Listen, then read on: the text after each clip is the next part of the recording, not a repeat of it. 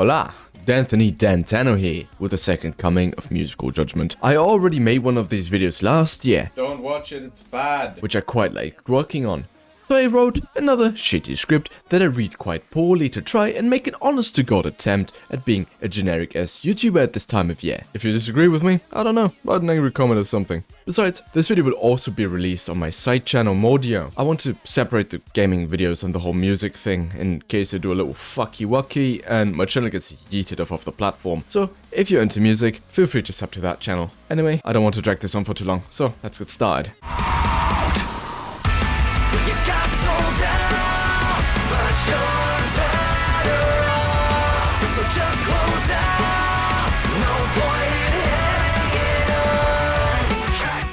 After about 3 years worth of singles, Vildhjarta's long-awaited 7th studio album, Mother, finally released this year. They have such a weird track record of heaviness, going from what was basically deathcore to slightly softening up with their new vocalist Lucas, to go even harder at certain moments, though it's still a varied approach and not just heavy, which I greatly appreciate. Listening to albums on repeat for these videos gives me massive ear fatigue real quick, so that's a real nice change of pace. Mark Ogbo's riffs hit so fucking hard.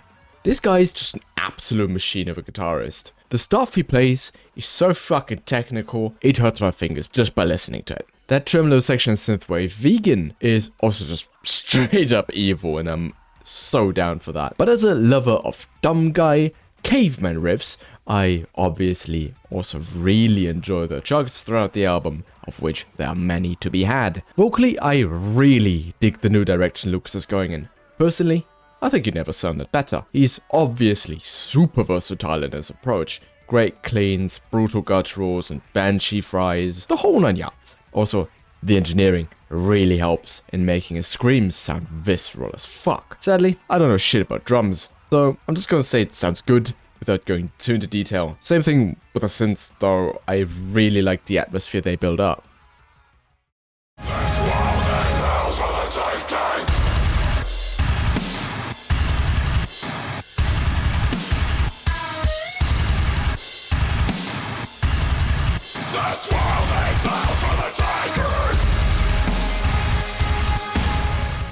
After the controversial lineup change in Vildhjarta's Murder, it's safe to say that the new vocalist Tyler Miller, who was also in Aversion Crowns, is definitely pulling his weight. The dude sounds phenomenal. I saw them live earlier this year with Fit for an Autopsy, Whitechapel, and Spite, all of which are great bands, and if you haven't heard of them, please go check them out. So this might be a bit biased because I really enjoyed myself. They also really know how to put on a show, I'll have to give them that. Their death metal influences really show on this record. The guitar work is fucking stellar. Complex, yet really heavy and catchy. But still, caveman riffs go brr. You love to see it. Since they don't really use synths, they heavily rely on reverb and now a Digitech Whammy DT for ambience. Vocally, Tyler's not all too different from CJ, to be honest. At first, I didn't even notice that they changed lineups. I only found out through social media. Live performance was very, very good. Clearly knows what he's doing, and I'm very happy that he got a shot in Vildhjarta's Murder. I'm really excited to see what he can bring to the band in the future.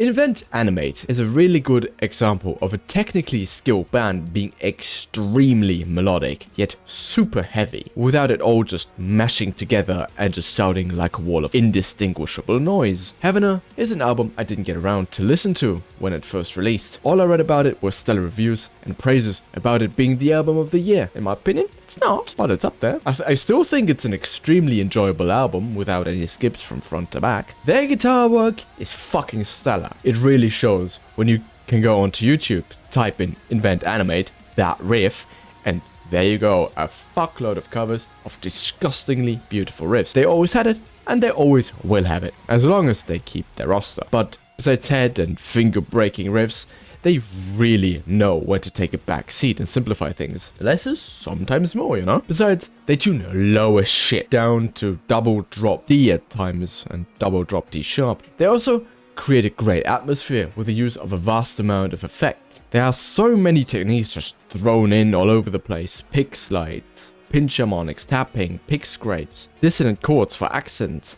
or it's just the good old abuse of an open B string. Talking about serving a song. This dude really has every vocal tone under the sun at his disposal. Be it guttural, phrase screaming, though I'm surprised there's very little to no pitch screaming. Very few vocalists in general employ that style anyway. The only ones coming to mind would be Jamie Hale from Polaris or Sam Carter of Architects. To be honest, I quite enjoy his clean singing voice, so the calmer songs, like Without a Whisper, are a really nice break throughout the chaotic riffage.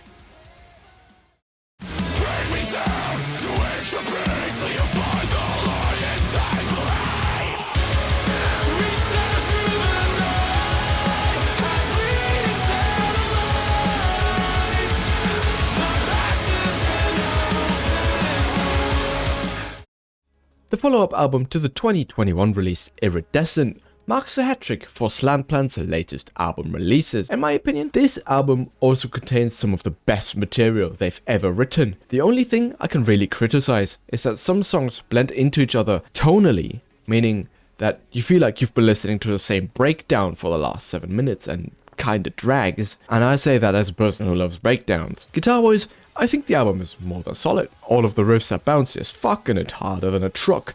The temptation to punch drywall simply due to how hyped the riffs are is palpable. So in conclusion, more dumb guy riffs, more fun, more emotional breakdowns, more low-tuned guitars go brr. Garrett's vocals are as usual super tight, all around phenomenal. There's honestly not too much to say. I personally think he's one of the best vocalists in the game, so you can expect a great vocal performance with a handful of tasteful effect choices sprinkled throughout to make certain passages pop.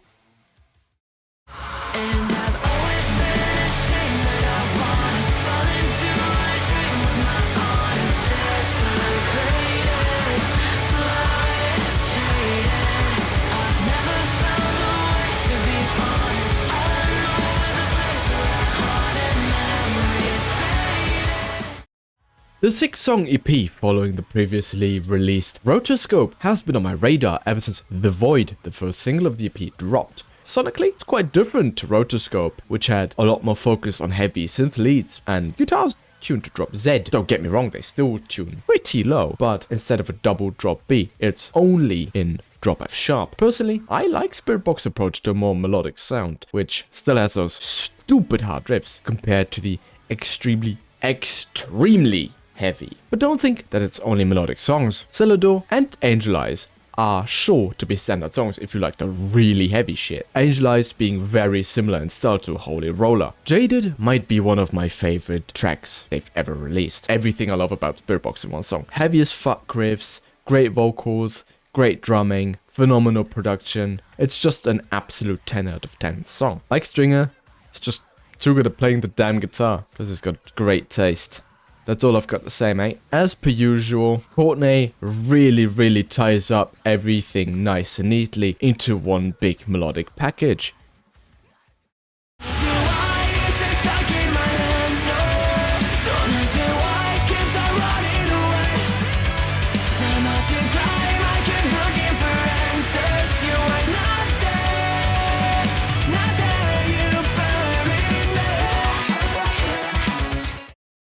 Russian supergroup Shrezzers, with the follow-up to their debut album Relationships, really hit it out of the park with this one. After a vocalist change, which sometimes kills bands, they got Diego Dia Silva into the mix, whom I could find nothing about, except that apparently was on the Peruvian version of The Voice, and that he has a YouTube channel. Regardless, after some delays in the release, which was originally planned to be in April 2020, then in January 2023, and then finally in February 2023 we got the new album with about 8 new songs, while the other 6 were released as singles as early as September 2020. It's the usual proggy kinda genty approach to the guitars. The playing, besides the usual pretty rapid lead lines, is a lot more percussive, more akin to a John Brown than the usual shredding, which is pretty ironic for a band that used to be called Shredding Brazzers. Personally, I quite like Diego's voice on the new tracks, and I love the openness of Shrezzers to experiment with songs. Temperatura being completely in Spanish and the only featuring guitars and either a funky, quiet backing track in the chorus or the clean reverb lead lines during the verses. And I fucking love the saxophone, dude. I fucking love that.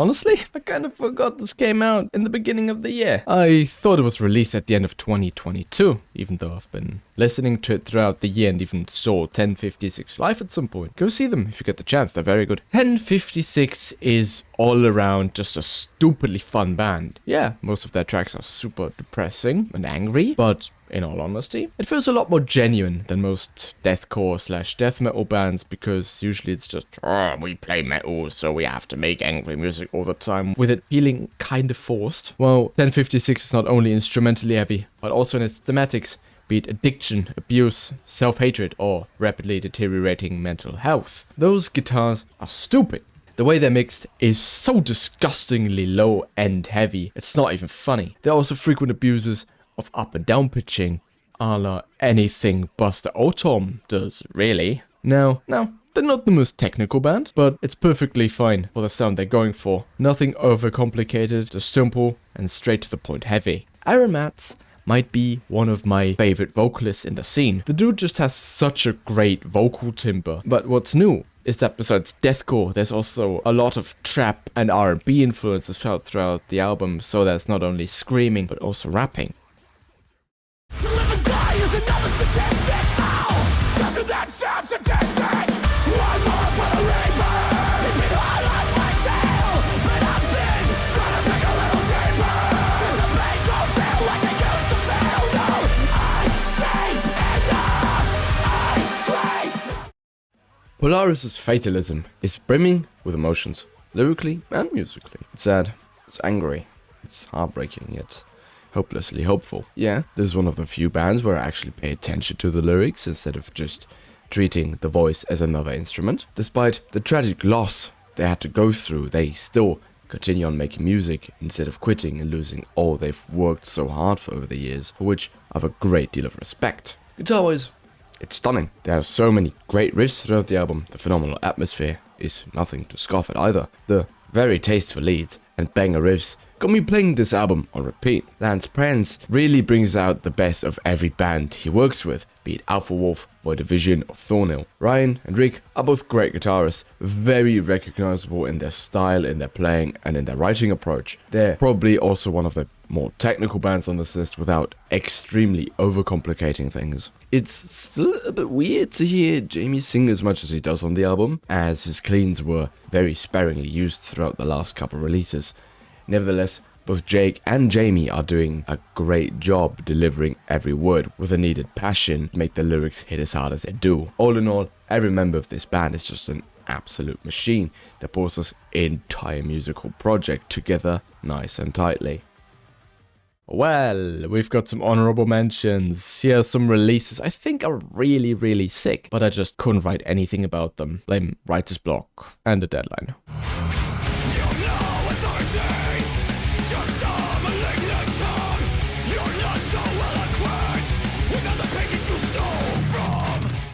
I'm mad. Let me know how you make it look so easy to let me go. This motherfucker don't miss.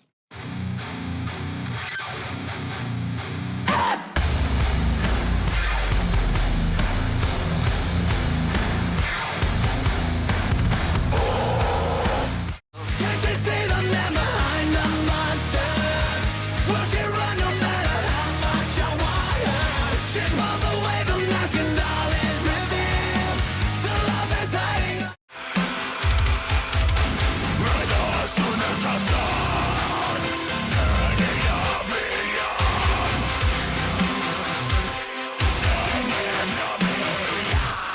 For the new Vildhjarta, I'd like to mention their artwork is so fucking good, it's not even funny.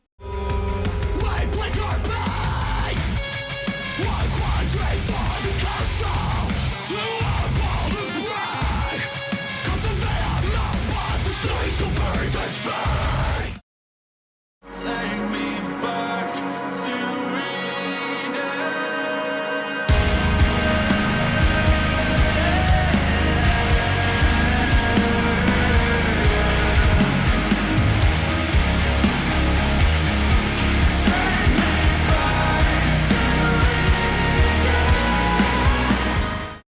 I mean, you've seen it in the thumbnail. That, and with a bit of deduction, you could have probably guessed what's coming in the #1 spot. Sleep Tokens take me back to Eden. The people who know me know that I cannot ever shut the fuck up about this band. They are without a doubt in my top 5 bands of all time. I've been in love with them ever since I first heard The Offering at the end of 2020. So, with Take Me Back to Eden, the final third of the album trilogy has concluded that started out in 2018 with the release of Sundowning, with the crazy explosion in popularity that Sleep Token had experienced back in the beginning of January, starting with the release of The Summoning, January 5th to be exact, going from about 300,000 listeners per month to roughly 2.3 million in the span of 2 months is unheard of, let alone for a weird underground prog metal mashup with so many different moving parts such as Sleep Token. Don't get me wrong, they always had and still have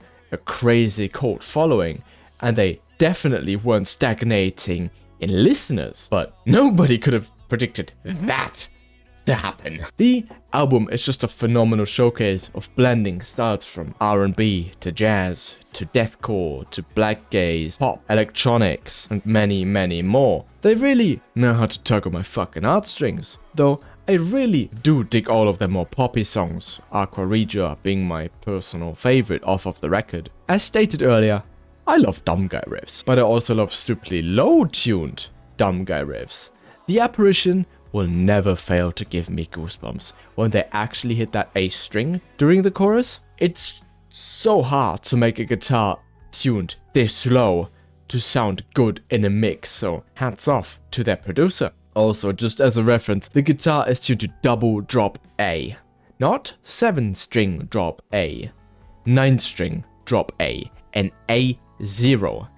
The lowest note on an 88 key piano. It is stupid, but I love it. Like, just listen to it, dude.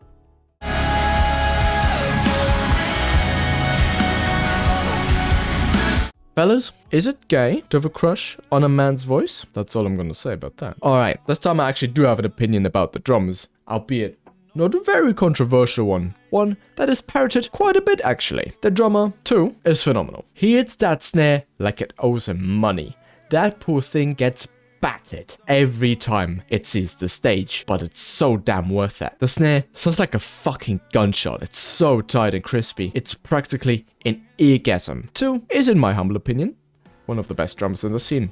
Hands down. Overall, I'm extremely happy with the album and the overall conclusion of the trilogy. All around, I'm super excited for what's to come in the future, if there even is a future for the band. First of all, I want to thank you if you've been sticking around until now. By the time this video comes out, it's also probably about to be 2024, so Happy New Year, I guess. I've tried to put one of these shitty videos out at the end of next year again. Also, I stream on Twitch Monday through Friday at twitch.tv/jacketff. Actually, you know why I made this video? Not only as a continuation of last year's mistake, but also so I could flex my morally superior taste in music, you know, like an asshole.